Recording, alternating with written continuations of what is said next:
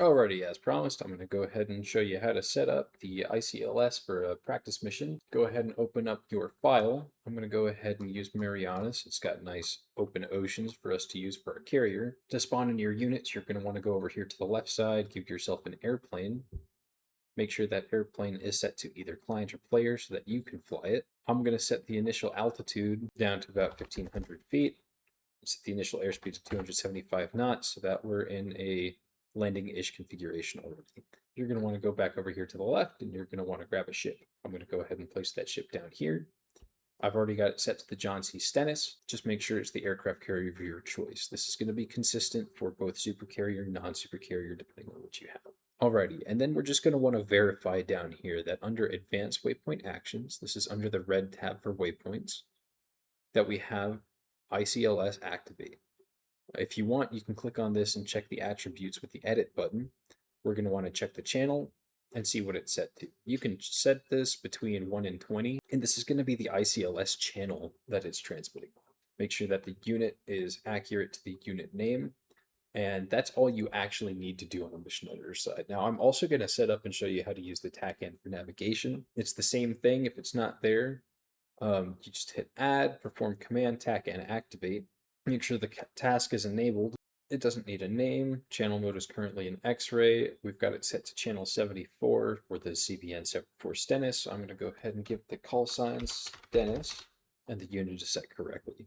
Once again, you do not need the TACAN there to use the ICLS for guidance, but it is a handy tool for navigating to an aircraft carrier. Beyond that, you're ready to go ahead and hop into the cockpit, and I'll walk you through how to actually set up the ICLS once you're in the plane. Alrighty, so now we're in our F-18. I'm just going to pull the throttle back a little bit, and I'm going to level us off. Wow, this is touchy. I might have to adjust my sliders.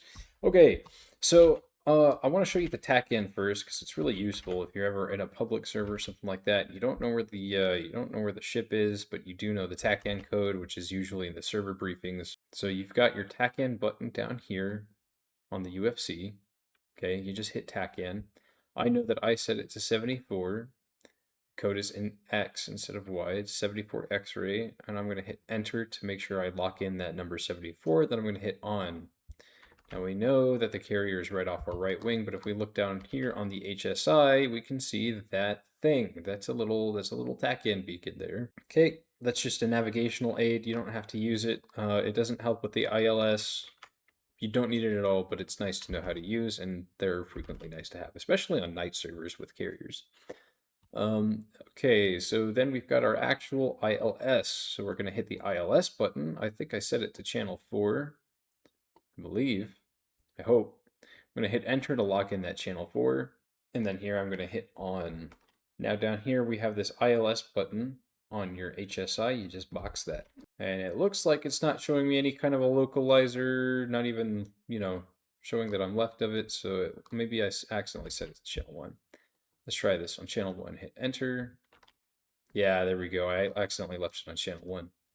Okay, so it looks like that's the localizer and the glide slope, which I'll explain how those work. So the localizer is to the left of the flight path vector, and you see it cross the center there and transition over to the right. So if the localizer vertical bar is to the right of my flight path vector, that means I am to the left of the flight path.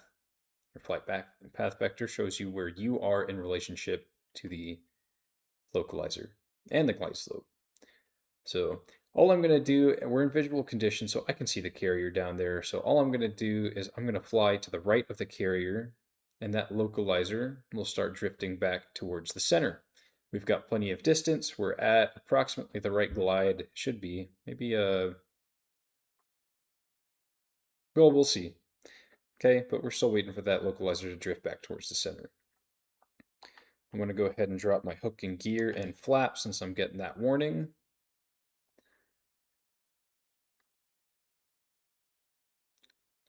And then we've got our glide slope there too.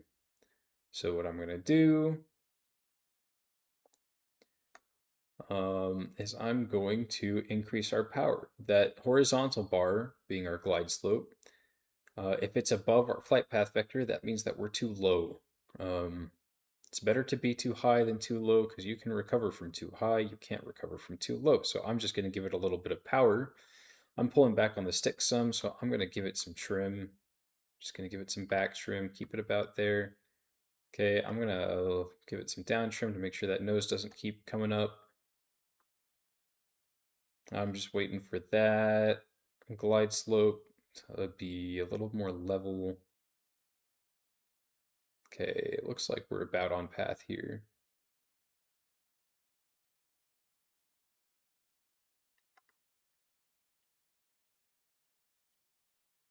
Alrighty. So we're not quite centered. We're a little bit high now. So I'm just going to let that sink. Let the nose sink a little bit. Okay, and then we've got that E bracket on the left. And if you're not familiar with that E bracket on the left, that's actually it's an angle. I believe it's called an angle of attack indexer. But what that tells us is if our flight path vector is inside of that E, we're in a good angle of attack configuration for our carrier landing. So I'm actually going to drop a little bit of power and I'm going to give it just a tiny little bit of nose up trim, tiny little bit more, keep us inside that E bracket. Now you can see that I'm actually pulling a nose high attitude. That's okay. You just want to make sure that when you're landing, you don't flare. You do not want to touch down all three sets of wheels at the same time. And you also don't want to flare. You don't want to have to pull that nose up when you're touching down. So I'm inside of our indexer. I'm about, this is a pretty sloppy approach, but I'm about on glide slope. I'm about on the localizer.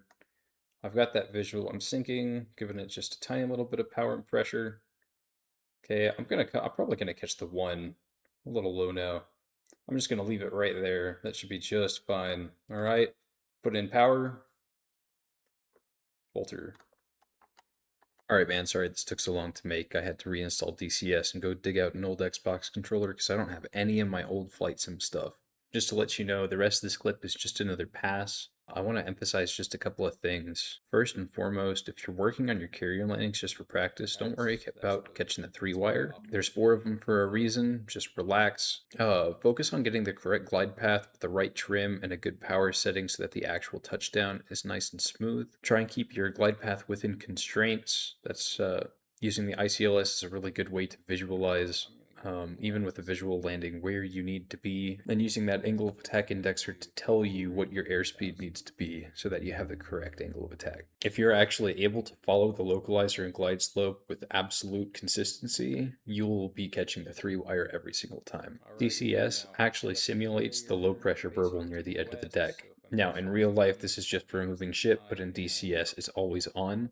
So what'll happen is you'll get nice and close to the end of that deck. Within the last tenth of a mile or so, your aircraft will actually start to sink. If you wait for it to sink to put in just a little bit of extra power, it'll actually be too slow, and what'll happen is you'll start floating instead. So you got to get a good idea of where that burble is going to be near the edge of the deck so that you put in your power just a little bit early and you can take it out immediately so that you don't float over the deck.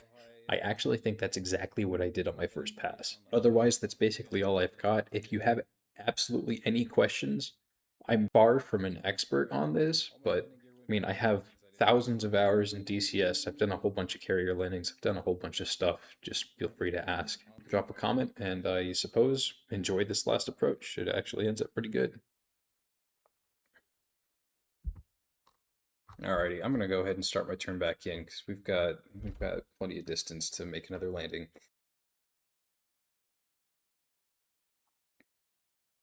If you're trying to set up an approach, a good rule of thumb is for every 3 nautical miles of distance you have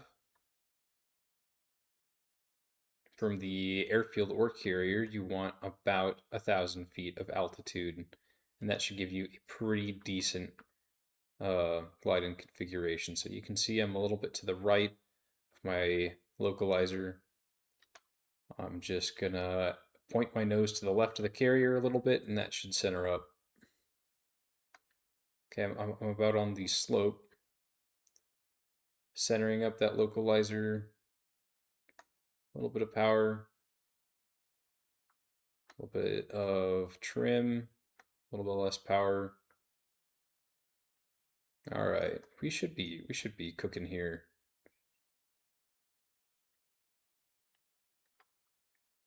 A little high.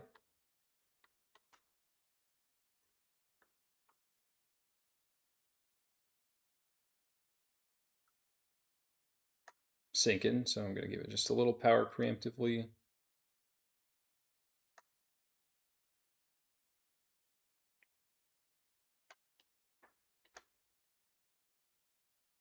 Yeah, I'm still a little high.